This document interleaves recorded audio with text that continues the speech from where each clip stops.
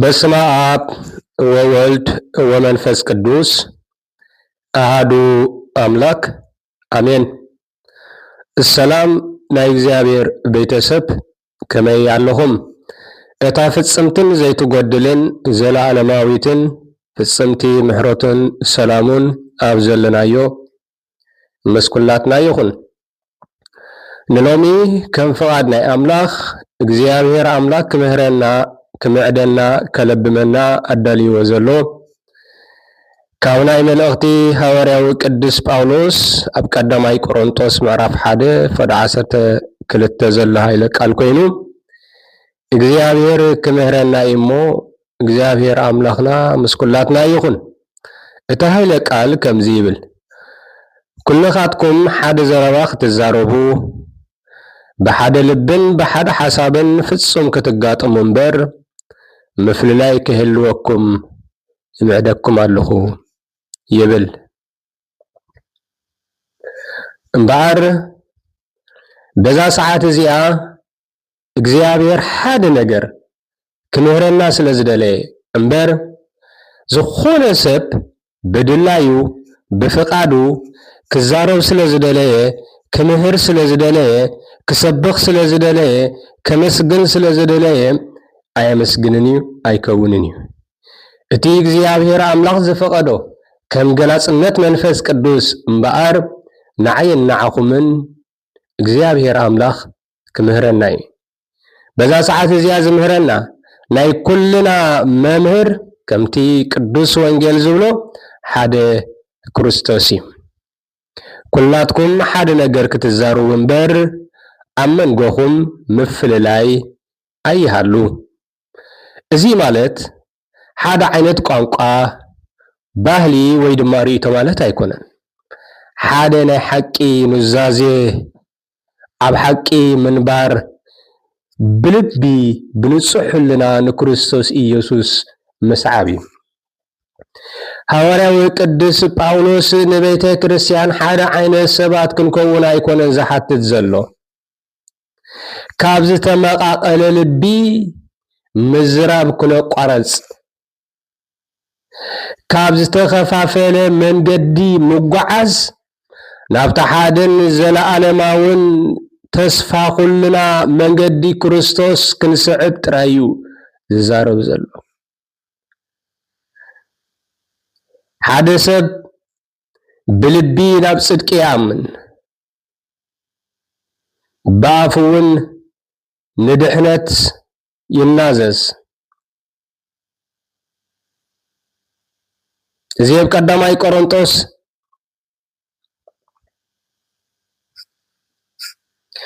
ሓደ ሰብ ብልቡ ኣሚኑ ይጸድቕ፣ ብኣፉ እውን ድሕነት ይናዘዝ፣ ድሕነት ይረክብ። ሮሜ ምዕራፍ 10 እምበኣር ሐዋርያዊ ቅዱስ ጳውሎስ ሓደ ዓይነት ሓሳብ ዘይኮነ ሓደ ዓይነት ሓሳብን ባህግን ዘይኮነ ታይዳ ሓደ ሓቂ ዝኣምን ብዘይ ሙስሊምነት ዝዛረብ ልቢ ዝሓተና ዘሎ። ልብታትና ክመቓቐሉ ከለዉ ኣፍ ሓሶት ይኸውን። ኣፍና ሓሶት ንምዝራብ ይቐሎ። ዋላ እቲ ንዛረቦ እቲ ንምዕዶ እቲ ንምህሮ እቲ ንሰብኮ ኩሉ ነገር ቅዱስ እንተኾነ ግን ድማ ኣፍና ልብና ዝተመቓቐለ እንተደኣ ኮይኑ ኩሉ እንገብሮ ኮንቱ ይኸውን። ዋላ እቲ ቃል ቅዱስ ከሎ እዚ ማለት ድማ ሓደ ሓቂ እምበር ሓደ መልሓስ ኣይኮነን። ሓደ መሰረት እምበር ሓደ ዓይነት ስብእና ኣይኮነን። ነዚ እምበኣር ሐዋርያዊ ቅዱስ ጳውሎስ ኣብ መንጎኹም ምፍልላይ ከይህሉ ክብል ዝተዛረበና ዘለበመና። ቁራጽ ሓድሽ ዓለባ ይብል ኣብ ማቴዎስ ወንጌል። ስሙ ዝተመስገነ ይኹን ጎይታና ኢየሱስ ክርስቶስ ወንጌላዊ ማቴዎስ ጸሓፎ። ቁራጽ ሓድሽ ዓለባ ኣብ ብላይ ክዳን ዝለግብ የልቦን፣ እንተዘይኮይኑስ ነቲ ጥዑይ ይልክሞ፣ ምቕዳዱ ከዓ ዝገደደ ይኸውን ይብል። ማቴዎስ ወንጌል ምዕራፍ 9 ፈድ 16 ንመልከት። ናይ እግዚአብሔር ቤተሰብ ምፍንጫል ነቲ ኣካል ኣይጽግነን እዩ። زيادة يقدو متنقاتا قدوس باولوس سمعيتاوي زيكونس مواقراوي حقي من قدقن عناي زمهر زلو زتماقاقلت بيت كريستيان لك كم تستقدد خدان كخدن زي كئل حقي كتسكا ما يتخئلن يعني تملكتوا زتماقاقلت بيت كريستيان زتخفافل لبي اب حق زيل هيوت من قدي لك كم تستقدد خدان كخدن زي كئل حقي اب زي بلو بوتان مدرخن دما كله كدحنن كفوسنا يكلني قدس باولوس زي كبل كله اوشتنا سمعتنا يمفللاين بالتباري قالات حقي زي بلو هيوت نخين نبر يزمعدنا زلو مفللاي مالت لك كم تستقدد ጨርቅ ሞድማ ዝጓዓፍ ማለት እዩ ወገናተይ ናይ እግዚአብሔር ቤተሰብ ዘለናዮ ዘመን እንታይ ይመስል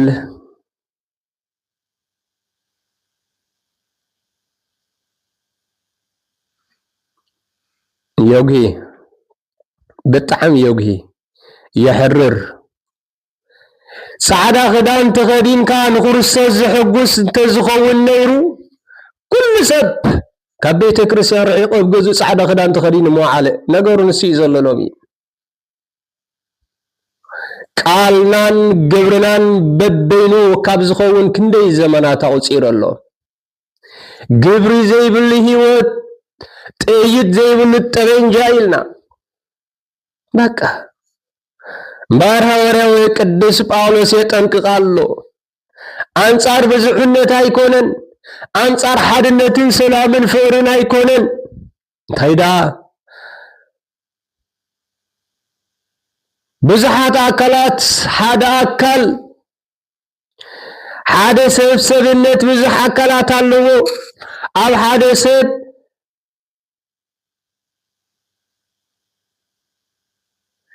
اب حد سبنا سبنت بزح اكلات الله كنت سغا حدن كنسو بزحات اكلات زلو بزلتي اكلات سغا كا بزح كنسو حد سغا زخونه كريستوس كا كوميو ቀዳማይ ቆሮንቶስ ምዕራፍ 12 ፈወደ 12 እሞናይ እግዚአብሔር ቤተሰብ ንሕና አካል ክርስቶስ ካብ ኮና ካብ አካላትና ድማ አየድ ነዚ ንስኻ አይተለንን ኢኻ ሕሙም ኢኻ ድኹም ኢኻ ኢልና ክንፈልዮ ንኽእል ዲና አይፋልን እሞ ንሕና ኣብ ምስሊነት ደስ ወይ ኣብ ሓቂ ንክርስቶስ ብልብና ዶ ብልሳና ኩሉ ጎይታይ ዝብል ንሓይ በቅዕኒ ዝብል ቃሎሚ ዝቃነዚ ከይከሰና ክንጥንቀቕ ይግባና ናይ እግዚአብሔር ቤተሰብ ስለዚ ኣብ ክርስቶስ ምፍልላይ ዝበሃል የለን እመኻበይ ዳምፀናዮ እዚ ምፍልላይ ዝበዝሕ ዘሎ ዳ ካበይ ተበጊሱ ብሰንኪ ጽልኢ ፍር ብዙሓት ክዝሕ ትልያ ዝብል ቃል ትንቢት ይፍጸም ከም ዘሎ ጥራይ ክንዝክር ይግባና ሎሚ ብላዕ ስተይ لوم دلايكا قبر دلايكا سبب باسبان نخس أمن برفرد كروسوس بقدوه تقربيخا انتا يكون كتبليخا انتا يكون كبلي شعو هابيت كل نقرنا يزي مدرزي كم صلالت نقوه حلافايو كل تزلون زي بلو كم صلالت كاتري اقريخ رقاسيو زل يلن ስለዚህ እምባር አብ ክርስቶስ ኢየሱስ አብ እግዚአብሔር ምፍልላይ ዝበሃል የለን ምፍልላይ ሓድነት አይኮነን ጳውሎስ ንብዙሕነት አይኮነን አይኩንንን እዩ ብዙሕነት ብዘይ ክርስቶስ ህውከት ይኸውን ብዙሕነት ኣብ ክርስቶስ ሓይሊ ይኸውን ግን አንጻር በሰንኪ አንነትን ትዕቢትን ወደባዊ መንፈስን ደቅ ሰባ ዘስዕቦ ስምብራት ይዛረብ ሎሚ መናእሰያትና ህዝብና ልቡ ስምብራት ክፍውስ ዘይክል ቁስሉ ኮይኑ ዘሎ እንታይ ይመስለኩም ዝያማነ ዶ ኮይኑ አማንባ ግን ድማ ተፋላልዩ ግን ድማ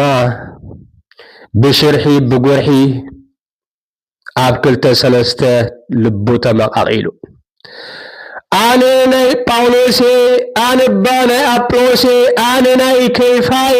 ዝብል ድኹም ሓሳብ ንህዝቢ ፍላይ ድማ ንመንእሰያ ዘሰንብድን በሰና ዝገድፍን ኮይኑ ዘሎ ኣይኮነን ነቲ ዘይጸንሐ ዘይደልደለ ነቲ ዝጸንሐ እኳ ሃጻቢሉ ዘጽድፍ ኮይኑ ዘሎ እንታይ ኢና ንገብር ዘለና እንታይ ኢና ንጽበ ዘለና ክርስቶስ ተኸፋፊሉ ድዩ ጳውሎስ ድዩ ምእንታኹም ተሰቂሉ ወይስ ብስም ጳውሎስ ኢኹም ተጠሚቕኩም ግናኸ ኣሕዋተይ ኣባኻትኩም ክርክር ከም ዘሎ ብዛዕባኹም ሰቤት ቆልኤ ነጊሮምኒ ኣለው እዚ ማለት ነፍሲ ወከፍኩም ኣነ ናይ ጳውሎስ ኣነ ስባ ናይ ኣጵሎስ ኣነ ናይ ኬፋ ኣነስ ናይ ክርስቶስ ከም እትብሉ እዚ እየ ዝብለኩም ዘለኹ ኣሕዋተይ ኩልኻትኩም ሓደ ዘረባ ክትዛረቡ ብሓደ ልብን ብሓደ ልሳንን ፍጹም ክትጋጠሙ እምበር ምፍልላይ ከይህልወኩም እምዕደኩም ኣለኹ ኢሉ ለቲ ስብሃት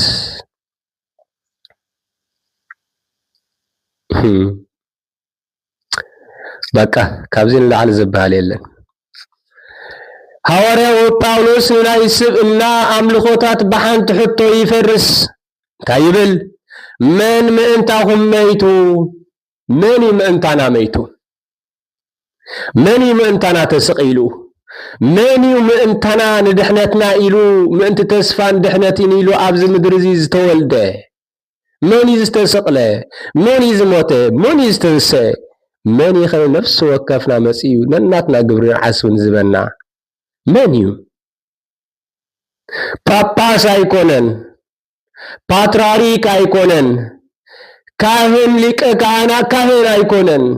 ዲያቆን ኣይኮነን እቲ ሰባኺ እቲ መምህር ኣይኮነን እቲ መዘምር ኣይኮነን እቲ ከኣሊ ዘረባ ኣይኮነን ክርስቶስ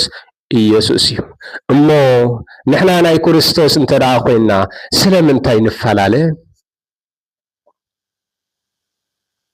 ምክንያቱ ሎሚ ንዘርኦ ዘለና ዘርኢ ጽባሕ ንግሆ እሾክ ኮይኑ ክወግአና እዩ ሎሚ ንሰዶ ዘለና ሱር መሪር ኮይኑ ዘይክልከፍ ዘይክንጥዕሞ ንኽእል ኢና ኣባይና ባኹምን ሽግር ዘይክህሉ ይኽእል እዩ ኣብ ደቀይን ደቀኹምን ኣብ ንእሱ ወለዶታት ግን መሪር ሱርን መርዝን ቁስ ክፍወስ ዘይክእል በሰላ ንገድፍ ከም ዘለና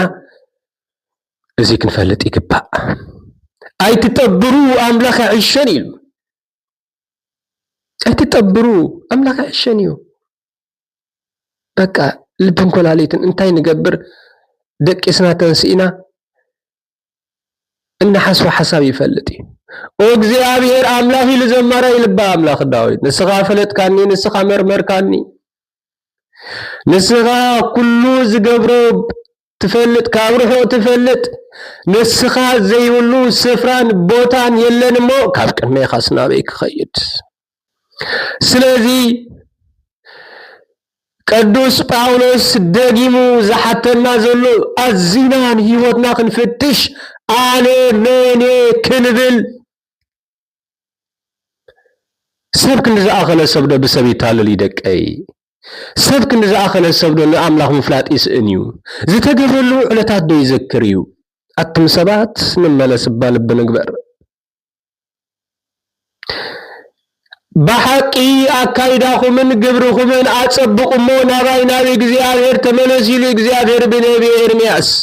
ናቢ እግዚአብሔር ንመለስ ናይ እግዚአብሔር ቤተሰብ ማር ሐዋርያው እንታይ ዝብል ዘሎ ሐዋርያው ቅዱስ ጳውሎስ ምን ይመንታኹም መይቱ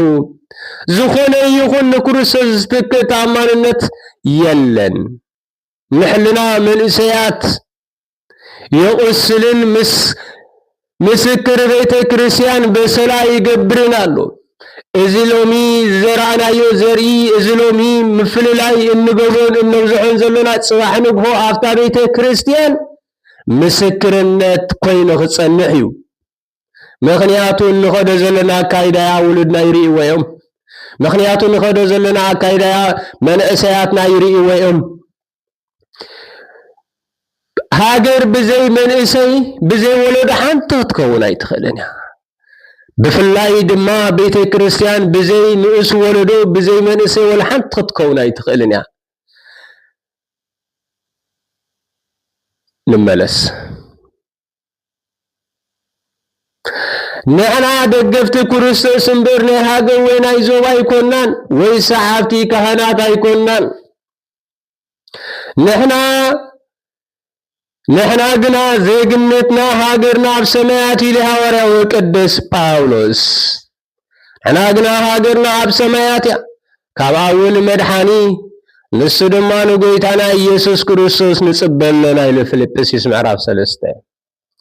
ምድራዊ መንነት ምስ ሰማያዊ ተኣማንነት ክወዳደር ከሎ ሓደገኛ ይኸውን።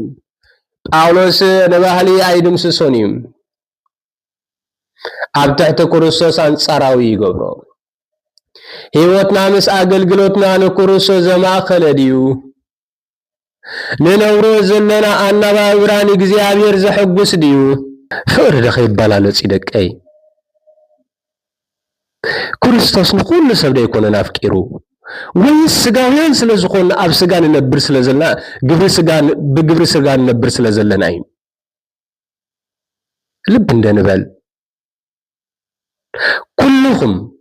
ነዛ ድምጽ እዚኣ ትሰምዑ ዘለኹም ናይ እግዚአብሔር ቤተሰብ ፍቅሪ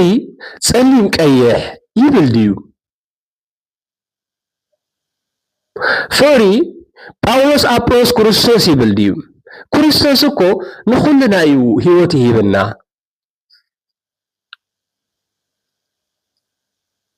እግዚአብሔር ፍቅሪ እዩ ኢሉ ቅዱስ ዮሐንስ ኣብ ቀዳማይ ዮሐንስ መልእክቲ እግዚአብሔር ፍቅሪ እዩ። ስለዚህ እግዚአብሔር ፍቅሪ ካብልና ካብ ተማሃርና ካብ ሰማዕና ካብ ተረዳእና ነቲ ኢሳና ዘሎ ብጻይና ሓውና ሓፍትና ከይፈተና ነቲ ኣብ ሰማይ ዘሎ ዘይርእ ጎይታ እግዚአብሔር ንፈተወካ ኢና ነፍቅረካ እንተበልናዮ ንሕና ሓሰቱ ኢና ነቲ ወንጌሉን ኣይንፈልጦን ኢና። ስለዚህ ፍቅሪ ኣይበላለጽን እዩ እምበር ህይወትና ምስ አገልግሎትና ንክርስቶስ ዘማእከለ ድዩ? ኣብ ቆላስይስ ምዕራፍ 1 ከምዚ ይብል ንሱ ቅድሚ ኩሉ እዩ ኩሉ እውን ብኡ ቆይሙ ኣሎ። ኩሉ ብኡ ቆይሙ ኣሎ። ሓድነት ዝፈርስ ፍልይ ስለ ዝዓቢ ይኮነን ክርስቶስ ድሕሪ ደጊም ማእከልን ምስጢር ዓወትናን ሓድነትናን ስለ ዘይገበርናዮ ጥራይ እዩ። ኣብ ሓሳብ ምፍልላይ ክህሉ ባህርያዊ ጸጋ ይውን ንያቱ ናይ ኩሉ ሓሳብ ተዋሂዱ ኣብ ሓደ ምዕራፍ ከብጽሐካ ስለ ዝኽእል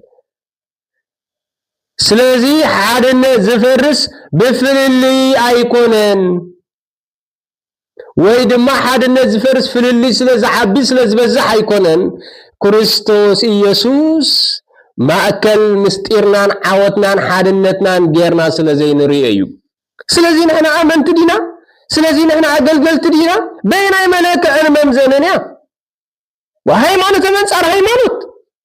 ቤተ ክርስቲያን አፍታ አንተ እንኮ በወልድ ዋህድ ኢላ ተአምን ቤተ ክርስቲያን አንተ ቤተ ክርስቲያን አንጻር ቤተ ክርስቲያን ሓደ ካህንስ አንጻር ተካህን ሓደ ዲያቆንስ አንጻር ዲያቆን ሓደ ሰብስ አንጻር ሓደ ሰብ ሓደ መምህርስ አንጻር መምህር እንታይ ማለት ይዚ ንሕና ናይ ክርስቶስ እምበር ናይ ሰባት ኣይኮናን። ሓድነት ዝጠፍእ ብሰንኪ ፍልልይ ኣይኮነን። ክርስቶስ ኣብ ማእኸልና ከምቲ ዝበልናዮ ሓድነት ምስጢር ሓድነትናን ፍቅርናን ጌርና ኣይቆጸርና ንሱ ስለዘለ ድማ ሓድነትን ፍቅርን ጠፊኡ ኣብ ዘለናዮ ዘመን ምሕሳብ የለን ሕቶ የለን ምስተውዓል የለን ፍቅር የለን ሰላም የለን ሓድነት የለን በቃ የለን ዚ ኩሉ ዚ የለን ምሕሳብ እንተዝህሉ ነይሩ ንክርስቶስ ምቀመጥና ስለቲ ሓደ ክርስቲያን መሓሰብና ሕቶ እንተዝህሉ ነይሩ ስለምንታይ መበልና ምስተውዓል እንተዝህሉ ነይሩ ምስተውዓልናያ ፍቅር የለን ሰላም የለን ሓድነት የለን ነዚ ሐዋርያው ቅዱስ ጳውሎስ حساب يلن فقر يلن سلام يلن استحدثهم يلن بمحداث حسابكم تلوت امبر نزعل مزيا اي تمثلوا يلو بقى زتحدث امرو زي بالله بيت كريستيان محرقان مفرح مفللالين عالم يورس بقى بيت كريستيان ابتحتي عالم رأس عدنينا بمن بوناتاتا بمرحتا بأقلقلتا تدفيرنا بيت كريستيان أدفيرنا تصريفنا بيت كريستيان تصريفنا بيت كريستيان كو مرحت كريستوس يا وانا اكو رئيس اكو كريستوس يو بزي من تصر دما نكريستوس أدفيرنا نهزبنا ندفر لنا باولوس سلمنتا يتساددني من يخان السخيلو من يخان السخيلو هوريو باولوس اتي تساددو زلها كريستيان ابي رخيبه كانتم تساددم زلها كريستيان نعيخا تسادد زلها من يات كريستيان مالت يا صاحب كريستوس يو ابيت هوريو ابيت قدس باولوس مسين تزمهرنا حجي قدس يوحنس افورق سنه مغبارن سنه فقري كريستنان مسين تزمهرنا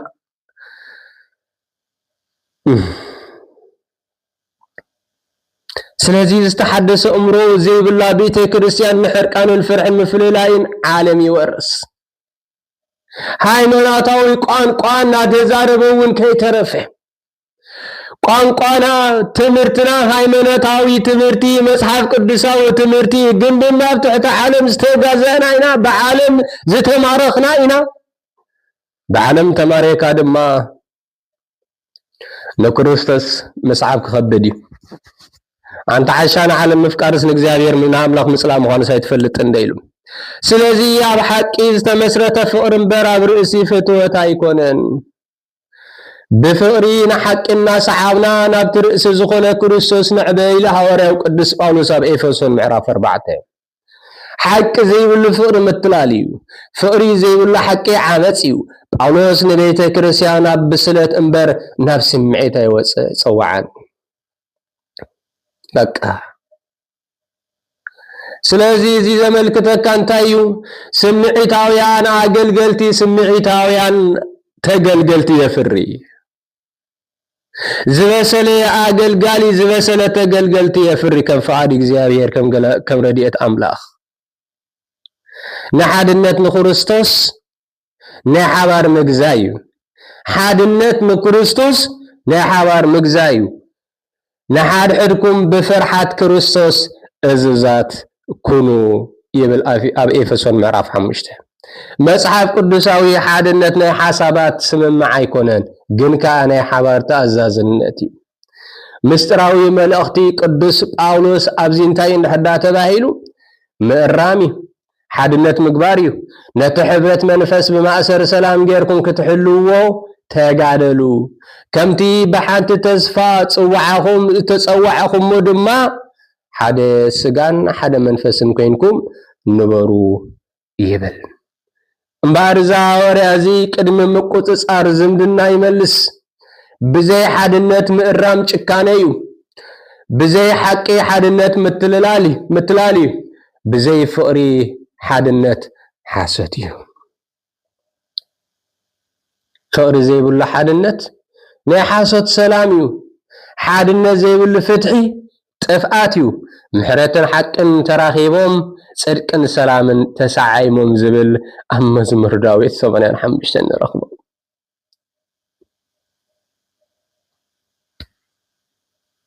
محرتن حقن تراخيبهم صدقن سلامن تسامعيم يلو كريستياناوي حادنت ناي دمص حادنت زي كونس ناي لبي حادنتيو ناب كريستوس زراخب عابي دل ويدما مسال السمايو نكريستوس مغزا امبار نسبت اماننت ايكونن ازي كل دما نكريستوس بزي مفلاط نايو مالتو ونفلطينا فرسبن فر كريستوسن سلا زيبلنا اين نوبرن علنا يا مخنياتو بفقرن حقن استقرص وي استمسرت فقرن بر بناي غزار سخار ربحا ايكونن ابيت كريستيان زنبر سلازي حادنت بزي حساب سمم ايكونن حادنت نكريستوس حبراو مغزايو نمنتاي ምክንያቱ ብዘይ ሓድነት ዝዝረብ ሓቂ ዕጥቂ እዩ ሓድነት ብዘይ ሓቂ ድማ ሓሶት እዩ ሓድነት ብዘይ ሓድነት ዝዝረብ ሓቂ ዕጥቂ እዩ ክበሃል ከሎ ዕጥቂ ትፈትሖ ኢኻ ትዕጥቆ ተውርዶ ትፈትሖ ፍቅሪ ግን ከምኡ ኣይኮነን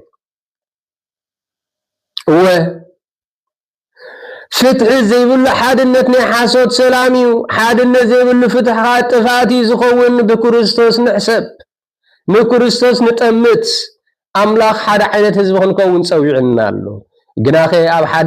ኣብ ሓደ ሓቂ ክንዛረብ ፀዊዕና ብተመሳሳሊ ሓሳብ ንክርስቶስ ክንሓስብ ኩላትኩም ሓደ ዘረባ ክትዛረቡ ብሓደ ልብን ብሓደ ሓሳብን ፍጹም ክትጋጠሙ እምበር ምፍልላይ ክህልወኩም